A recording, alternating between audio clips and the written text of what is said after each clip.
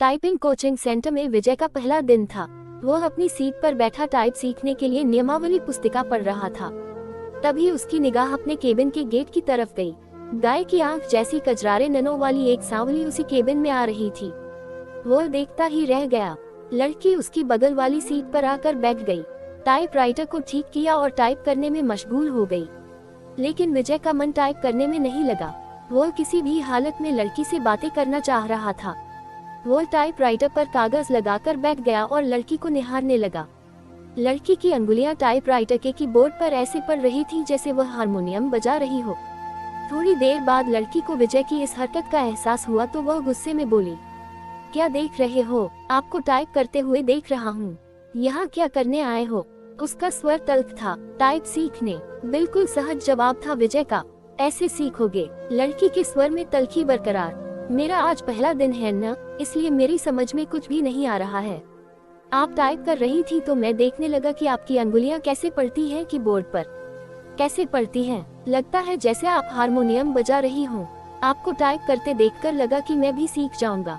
यदि इसी तरह मुझे ही देखते रहे तो आपकी यह मनोकामना कभी पूरी नहीं होगी। लड़की फिर टाइप करने में जुट गई। विजय भी कीबोर्ड देखकर टाइप करने लगा। टाइप करने में उसका मन नहीं लग रहा था। वह बेचैनी महसूस कर रहा था। उसका मन लड़की को निहारने को ही कह रहा था। वह चोर निगाहों से उसे देख भी लेता।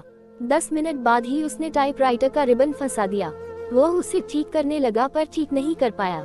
हार कर बैठ गया। क्या हुआ? रिबन फंस गया। रिबन तो फंसेगा ही जब ध्यान कहीं और हाथ कहीं और होगा तो। मैं तो टाइप ही कर रहा। लड़की उसके टाइपराइटर को थोड़ा अपनी ओर खींचकर रिबन ठीक करने लगी। इसी बीच रिबन नीचे गिर गया। वो उसे उठाने के लिए झुकी तो उसके गले से चुन्नी गिर गई। रिबन उठाने के लिए विजय भी झुका था। उसकी निगाह अकस्मात ही लड़की के उरोजों पर चली गई।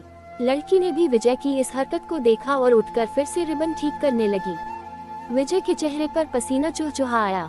लो, ठीक हो गया, लड़की ने कहा तो उसकी चेतना लौटी। लड़की फिर टाइप करने में लग गई। लेकिन विजय का मन टाइप में बिल्कुल भी नहीं लगा। वो लड़की से बात करने की ताक में ही लगा रहा। मन नहीं लग रहा है। अचानक लड़की ने उससे पूछा तो उसकी बाँछें खिल गईं। उसने सोचा कि आप जैसी खूबसूरत लड़की बगल में बैठी हो तो टाइप करने में किसका मन लगेगा, लेकिन वह सोचकर ही रह गया। नहीं, और लगता है कि सीख भी नहीं पाऊंगा। आसार तो कुछ ऐसे ही दिखते हैं। आपका नाम? सरिता। अच्छा नाम है, लेकिन मुझे इस नाम से नफरत है। क्यों? कोई एक कारण हो तो बताएं। ये कहते हुए सरिता अपनी सीट से उठी और पस कंधे पर टांगते हुए केबिन से बाहर निकल गई। विजय उसे जाते हुए देखता रहा। सरिता के जाने के बाद उसने एक निगाह उसके टाइपराइटर पर डाली। टाइपराइटर उसे उदास लगा। विजय को लगा कि उसकी उदासी उस पर भी तारी होती जा रही है। इसी दिन से विजय हवा में उड़ने लगा। रातों को छत पर घूमने लगा, तारे गिनता और आसमान से बातें करता। चांदनी रात अच्छी लगने लगी और उसमें बैठकर कविताएं लिखता। गर्मी की धूप उसे गुनगुनी लगने लगी। दुनिया गुलाबी हो गई तो जिंदगी गुलाब का फूल। आंखों से नींद गायब हो गई। वो ख्यालों ही ख्यालों में पैदल ही कई कई किलोमीटर घूम आता। अपनी इस स्थिति के बारे में उसने अपने एक दोस्त को बताया तो उसने कहा, गुरु, तुम्हें प्यार हो गया है। दोस्त की बात सुनकर उसे लगा कि दोस्त ने उसके दिल की बात कह दी। उसे अच्छा लगा। वह दोस्त को देखकर मुस्कुराने लगा और बड़ी देर तक मुस्कुराता रहा। अगले दिन विजय ने सरिता से कहा कि आप पर एक कविता लिखी है, चाहता हूँ कि आप इसे पढ़ें। ये भी खूब रही। जान न पहचान, तू मेरा मेहमान। कितना जानते हैं आप मुझे? जो भी जानता हूँ उसी के आधार पर लिखा हूँ। सरिता उसकी लिखी कविता पढ़ने लगी। सरिता, कल कल करके बहने वाली जलधारा, लोगों की प्यास बुझाती, किसानों के खेतों को सींचती। राह में आती है बहुत बाधा, फिर भी मिलती है सागर से। उसके प्रेम में सागर साहिल पर पटकता है सिर। उनके प्रेम की प्रगाढ़ता का प्रमाण पूर्णमासी की रात में उठने वाला ज्वार भाटा। सरिता है तो सागर है। सरिता के बिना रेगिस्तान हो जाएगा सागर। सागर के प्रेम में सरिता लांघती है पहाड़ पठार और मानव निर्मित बाधाओं को। कविता के नीचे उसने विजय की जगह सागर लिखा था। सरिता ने उसे देखा और मुस्कुराते हुए कागज विजय की तरफ बढ़ा दिया। विजय ने उसके चेहरे को देखते हुए कहा कि मैं चाहता हूँ कि आप इसे टाइप कर दें। इसे छपने के लिए भेजना है। सरिता कुछ नहीं बोली, कागज को सामने रखकर टाइप करने लगी। विजय उसे देखता रहा। इस बात का आभास सरिता को भी था कि विजय उसे ही देख रहा है, लेकिन उसने कोई विरोध करने के बजाय पूछा कि आप कवि हैं? बनने की कोशिश कर रहा हूँ। कवि भगोड़े होते हैं, सरिता ने उसकी ओर देखते हुए कहा। उसकी इस टिप्पणी से विजय सकपका गया। कवि अपने सुख के लिए कविता का सृजन करता है। रचते समय वह कविता के बारे में सोचता है, उसके बाद वह कविता को उसके हाल पर छोड़ देता है। कविता जब संकट में होती है तो कवि कविता के पक्ष में खड़ा नहीं होता है, वह भाग खड़ा होता है दूसरी कविता की रचना करने के लिए। यह आप कैसे कह सकती हैं? मैं समझती हूँ कि आदमी की जिंदगी भी एक कविता है। मेरी जिंदगी एक कविता है। मेरी जिंदगी मुझे अच्छी नहीं लगती, इसलिए कविता भी मुझे अच्छी नहीं लगती। विजय अवाक। सरिता चुप हुई तो उसने कहा, अरे वाह, आप तो कवि हैं। अभी आपने जो कहा वह तो कविता है। कविता नहीं, कविता का प्रलाप है, उसकी वेदना। कवि वेदना ही तो व्यक्त करता है, लेकिन ये कविता की वेदना है जो उस कवि के कारण उपजी है जिसने मेरी जिंदगी की रचना की। इतना कहकर सरिता केबिन से बाहर चली गई। कैसी है ये? विजय ने सरिता के टाइपराइटर को देखा। कुछ देर पहले जहाँ से उसे संगीत की सरिता बह रही थी, अब वहाँ मुर्दानी शांति पसर गई थी। लगा जैसे टाइपराइटर किसी शोक गीत की रचना में मशगूल है। आज उन्होंने बातें अधिक की। उनके वार्तालाप को देखकर टाइपिंग इंस्टीट्यूट चलाने वाली मैडम ने उनके पास आकर कहा, आजकल तो तुम काफी खुश हो सरिता। बदले में सरिता केवल मुस्कुराई। विजय भी मुस्कुराया। तो क्या मेरे प्यार की गंध से भी लग गई? प्यार होता ही ऐसा है, जब महकता है तो सारी सीमाएं तोड़कर पूरे परिवेश में अपनी खुशबू बिखेर देता है। विजय ने सोच। अगले दिन सरिता जब टाइपिंग इंस्टीट्यूट आई तो काफी सजी धजी थी। नया गुलाबी सूट पहने थी, बालों की स्टाइल भी बदली हुई थी। विजय को सरिता का ये बदला रूप बेहद प्यारा लगा। वह अपनी भावनाओं को दबा नहीं पाया। बोला, काफी सुंदर लग रही हो। जवाब में जब सरिता ने मुस्कुराते हुए थैंक यू का फूल उसकी तरफ फेंका तो उसकी इच्छा हुई कि वह खड़ा होकर नाचने लगे और जोर जोर से चिल्लाए कि उसे प्यार हो गया है। अपनी इस इच्छा पर उसने बड़ी ही मुश्किल से काबू पाया। ग्रह नक्षत्रों की चाल। आदमी जब निराश होता है या फिर लक्ष्य के प्रति उसकी स्थितियां साफ नहीं होती हैं तो वह धर्म और ज्योतिषी की शरण में चला जाता है। विजय की भी हालत कुछ ऐसी ही थी। वह सरिता को चाहने लगा था, लेकिन सरिता भी उसे चाहती है ये स्पष्ट नहीं था। वह अपनी बेरोजगारी से भी परेशान था। घर वाले शादी के लिए अलग से दबाव डाल रहे थे, लिहाजा एक दिन विजय ज्योतिषी के पास चला गया। नौकरी पाने के लिए वह ज्योतिषी से नुस्खे पूछता रहता है। उसने सोचा कि प्रेम पाने के लिए भी ग्रह नक्षत्रों की चाल जान ली जाए। नौकरी के लिए तो ज्योतिषी कभी कहता है कि आपकी कुंडली में काल सर्प दोष है जो आपके शुभ कार्यों में बाधक है। इसकी शांति के लिए घर में मोरपंख रखें और प्रतिदिन उन्हें 2-3 बार अपने शरीर पर घुमाएं। सोमवार के दिन चांदी से बना सर्प का जोड़ा शिवलिंग पर चढ़ाएं। नित्य श्री गणेश जी की उपासना करें। धैर्य पूर्वक ऐसा करने पर ही रोजगार प्राप्ति की संभावना बनेगी। विजय ने अभी तक उसके बताए हर नुस्खे को आजमाया, लेकिन आज तक कोई संभावना नहीं बनी। शिकायत करने पर वह कह देता है कि आप पर भाग्येश शुक्र की महादशा चल रही है। शुक्र के बलवर्धन के लिए शुक्रवार के दिन 5.5 रत्ती का ओपल चांदी में जड़वाकर दाहिनी मध्यमा में धारण करें। पंडित जी, मेरी कुंडली में प्रेम है कि नहीं? है ना? बहुत है। कुंडली पर सरसरी नजर डालते हुए ज्योतिषी ने कहा, प्रेम विवाह का योग है या अरेंज? दोनों का, लेकिन दोनों में छोटी छोटी बाधाएं हैं। प्रेम विवाह में क्या लफड़ा है? आप पर शुक्र की महादशा चल रही है जो शुभ फलप्रद है। गोचर में भी आपकी राशि पर शनि की 7.5 चल रही है। शनि शांति के लिए प्रत्येक शनिवार कुत्तों को सरसों के तेल से बना मीठा पराठा खिलाएं।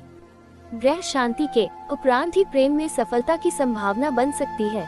सब ढकोसला है। इतने दिनों से आप एक अदद नौकरी के लिए मुझसे क्या क्या नहीं करवाते रहे। मिली नौकरी, साला चपरासी भी कोई रखने को तैयार नहीं है। भन आया हुआ विजय ज्योतिषी के कमरे से निकल गया। घर पहुंचते ही मम्मी कहने लगी, तुम्हारे पिता ने लड़की पसंद कर ली है।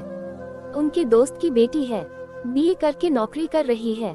तो मैं क्या करूं? शादी कर लो। बिना नौकरी मिले यह नहीं हो पाएगा, फिर तो पूरी जिंदगी कुंवारे ही रह जाओगे।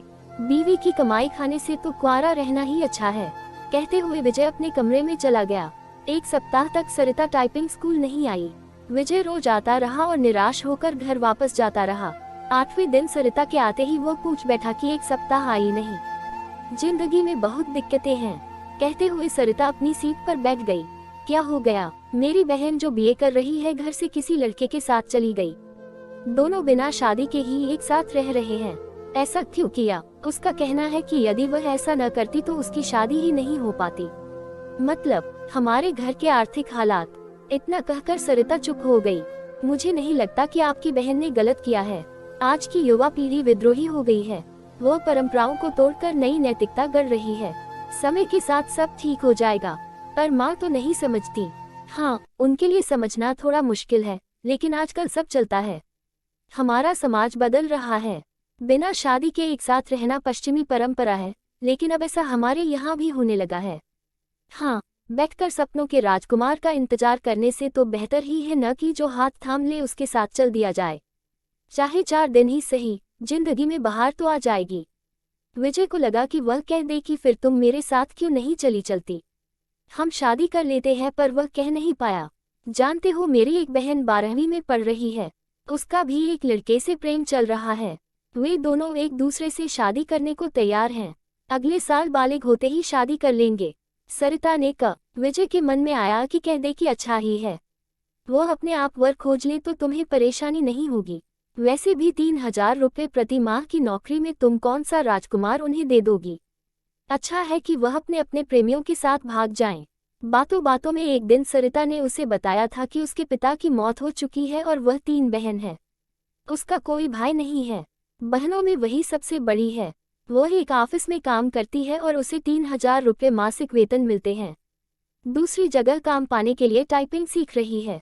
विजय को अपने एक दोस्त के साथ घटी ऐसी ही घटना की याद आ गई। उसके दोस्त की एक बहन अपनी बड़ी बहन के अधेड़ से ब्याह देने के बाद अपने प्रेमी के साथ भाग गई। इसके बाद उसका दोस्त गुस्से में उबल रहा था। कह रहा था कि दोनों को काट डालूंगा। तब विजय ने कहा था कि शांत रहो यार, वे दोनों जहां हों कुशल से रहें। उसने जो किया अच्छा ही किया। तुम कौन सा उसे राजकुमार से ज़्यादा देते, किसी अधेड़ के पल्ले बांधते। इससे तो अच्छा ही है कि वह अपने पसंद के लड़के के साथ जीवन गुजारे। आखिरकार जिंदगी उसकी है, जीना उसे है, इसलिए निर्णय भी उसे ही लेना चाहिए। तुझे तो उसके निर्णय का स्वागत करना चाहिए। दोस्त के बड़े भाई ने भी विजय की बात का समर्थन किया था, लेकिन थोड़ा दार्शनिक अंदाज में कहा था कि होनी को यही मंजूर था। उसकी कुंडली में भी यही लिखा है। मैं भी सोचती हूँ कि एक बहन ने जो किया ठीक ही है, दूसरी जो करेगी वह भी अच्छा ही है। जीवन यदि संघर्ष है तो संघर्ष करो। प्रेमी से पति बना भी कभी धोखा दे सकता है, जीवन नरक बना सकता है, और माता पिता का खोजा राजकुमार भी यही करता है। लेकिन माँ नहीं मानती, सोचती बहुत है और तबीयत खराब कर लेती है। पुराने जमाने की है न। हद तो ये हो गई कि वह मुझसे कहने लगी है कि तू भी किसी के साथ भाग जा। मैं उन्हें इस हाल में छोड़कर किसके साथ। रो पड़ी सरिता। उस केबिन में 3-4 लड़के और टाइप सीख रहे थे। वह पहले ही उनकी बातों से तंग थे। सरिता के रोने से वह भौचक रह गए और उसकी तरफ देखने लगे। विजय की समझ में नहीं आया कि क्या कहे और क्या करे। स्थिति को सरिता समझ गई तो खुद पर काबू किया और फिर से टाइप करने लगी। उसके बाद सभी टाइप करने लगे। केबिन में टाइपराइटर के कीबोर्ड की आवाज गूंजने लगी। इसके 10 मिनट बाद सरिता उठी और बिना बोले ही चली गई। विजय की इच्छा हुई कि वह उसके पीछे पीछे चला जाए, लेकिन वह बैठा रहा और उसे जाते देखता रहा। उसके जाने के बाद उसका मन टाइप करने में नहीं लगा और 10 मिनट बाद ही वह भी चला गया। आसमान में काले बादल घिर आए थे। इस कारण परिवेश में अंधेरा पसर गया था। रह रह कर आसमान में बिजली चमकती और बादल गरजते। ऐसे मौसम में भी विजय टाइपिंग स्कूल जाने के लिए तैयार था। वह सरिता से मिलना चाहता था। एक बार तो उसे लगा कि ऐसे मौसम में सरिता नहीं आएगी, लेकिन फिर उसे लगा कि नहीं, सरिता जरूर आएगी। यदि मैं मौसम से डर कर नहीं गया तो वह क्या सोचेगी। कहेगी कि जरा सा मौसम क्या खराब हुआ, साहब डर गए। यही है प्यार। उसने तय किया कि वह जरूर जाएगा। जब वह घर से बाहर निकला तो बूंदाबांदी शुरू हो चुकी थी। फिर भी वह तेज कदमों से टाइपिंग स्कूल की तरफ बढ़ने लगा। कुछ ही दूर गया होगा कि बारिश तेज हो गई। सड़क पर चल रहे लोग भागकर किसी छांव में खड़े हो गए, पर वह अपनी मस्ती में भीगता हुआ चलता रहा। उसे भीगने में मजा आ रहा था। वह आनंदित था कि वह सरिता से मिलने के लिए जा रहा है। टाइप स्कूल पहुंचा तो मैडम उसे देखकर मुस्कुराई। वह भी मुस्कुराया। उसने इधर उधर नजर दौड़ाई, कहीं कोई नहीं था। सरिता नहीं आई। उसने अपने आप से सवाल किया, इतनी बारिश में आने की क्या जरूरत थी। मैडम ने विजय से कहा, आप नहीं समझेंगी, सब समझती हूँ, लेकिन अब सरिता यहाँ कभी नहीं आएगी। क्यों, आपको कैसे पता। अचानक मिली इस सूचना से वह नियंत्रित सा हो गया। उसका फोन आया था। उसने कहा कि यदि आप आओ तो बता दूं। वो कभी नहीं आएगी। विजय की आवाज किसी कुएं में से आती लगी। उसकी हालत उस दीपक के समान हो गई थी जिसका तेल खत्म हो गया हो और लौ बुझने वाली हो। वो पैर घसीटता टाइपिंग स्कूल से बाहर आया। बाहर मूसलाधार बारिश हो रही थी। जैसे ही उसने जीने से नीचे कदम रखा, जोर से बिजली चमकी और बादल गरजने लगे। लगा कहीं बिजली गिर गई। विजय संज्ञा शून्य सा भींगता हुआ घर की तरफ चल पड़ा। वो सरिता के घर जाएगा। ये ख्याल आते ही उसे याद आया कि वह तो सरिता के घर का पता ही नहीं जानता। वो फिर टाइपिंग स्कूल की तरफ भागा। वहाँ पहुँचा तो दरवाजे पर ताला लगा था। वो गिरते गिरते बचा। उसके कदम उठ नहीं रहे थे। उसे ठंड लगने लगी थी। उसे लगा कि वह बीमार हो गया है। भीगते हुए घर पहुँचा। तब तक उसका शरीर बुखार में तपने लगा। लगभग 15 दिन वह चारपाई पर पड़ा रहा। जब कुछ ठीक हुआ तो लगा कि उसके शरीर में जान ही नहीं है। 20वें दिन वह टाइपिंग स्कूल गया। मैडम नहीं मिली। ये सिलसिला 15 दिन तक चलता रहा। 16वें दिन उसे मैडम मिली। उसे देखते ही बोल पड़ी कि काफी कमजोर हो गए हो। उस दिन बारिश में भीगा तो बीमार हो गया। विजय ने मैडम से सरिता के घर का पता मांगा तो उसने एक कागज पर सरिता का पता लिखा और विजय को थमा दिया। विजय उसे पढ़ता रहा। फिर मैडम को धन्यवाद बोलकर चल पड़ा। उसने तय किया कि वह आज ही सरिता से मिलेगा। जब वह मैडम के बताए पते पर पहुंचा तो उस मकान में ताला लगा हुआ था। पड़ोसियों से पूछने पर पता चला कि सरिता यही रहती थी, लेकिन अब मकान बेचकर चली गई है।